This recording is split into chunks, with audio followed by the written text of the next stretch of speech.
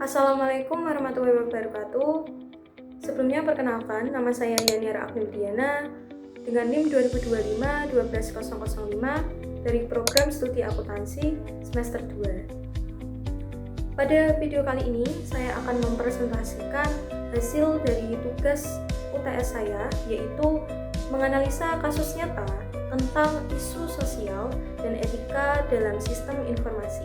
Saya menganalisa kasus royalti Agnes Mo dengan Ari Dias. Yang pertama, Agnes Mo.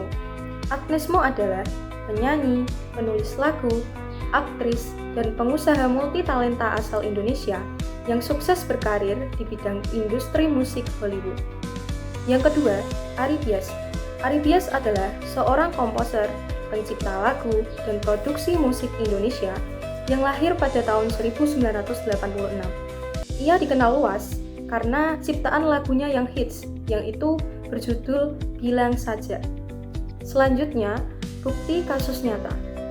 Kasus ini sudah menyebar luas di media sosial, khususnya seperti di TikTok, Instagram, YouTube, dan web yang ada di internet. Kasus ini sudah ramai diperbincangkan.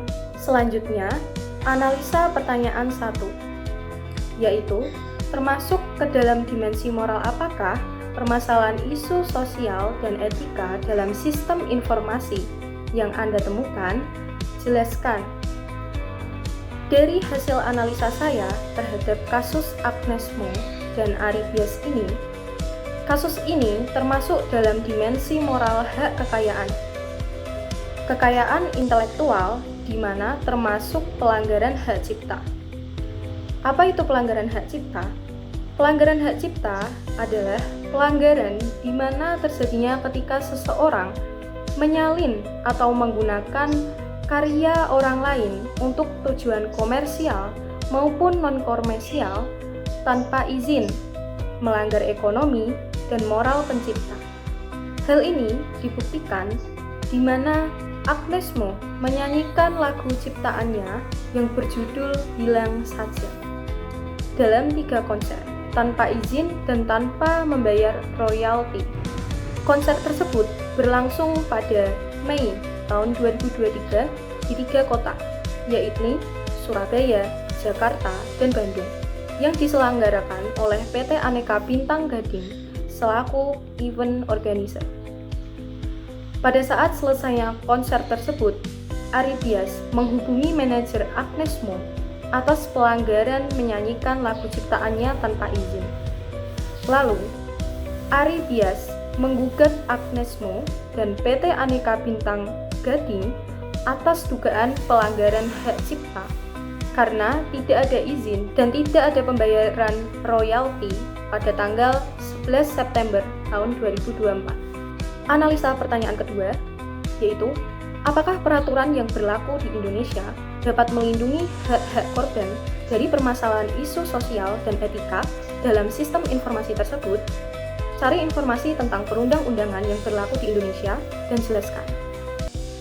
Ya, memang benar, peraturan di Indonesia pada dasarnya sudah ada dan sudah cukup lengkap untuk melindungi hak korban dalam isu sosial dan etika pada informasi kasus Agnes Mo dan Ari Dias.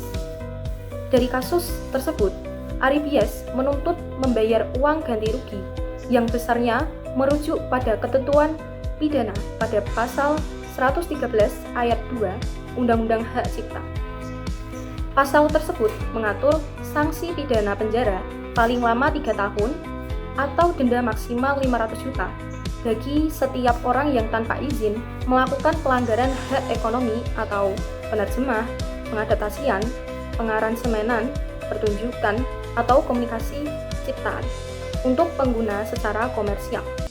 Tidak hanya pasal itu saja, ada pasal pendukungnya, yaitu pasal 9 ayat 2 Undang-Undang Hak Cipta terkait penggunaan ciptaan harus memperoleh izin dari penciptanya, serta pasal 23 ayat 5 Undang-Undang Hak Cipta di mana terkait mengatur hak pelaku pertunjukan, yaitu penyanyi, di mana penyanyi boleh membawakan lagu tanpa izin langsung, namun harus membayar royalti melalui lembaga tertentu.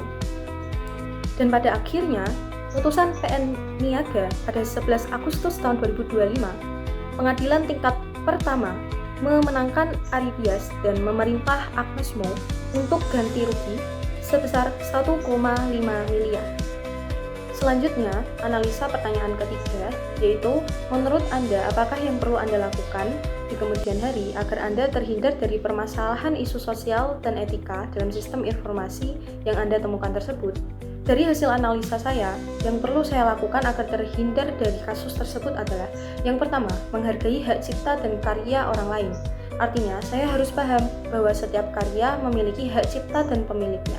Jadi, saya tidak boleh asal mengambil dan menyalin karya orang lain. Seperti pada kasus ini, Agnes Mo menyanyikan lagu ciptaan Ari Bias tanpa izin.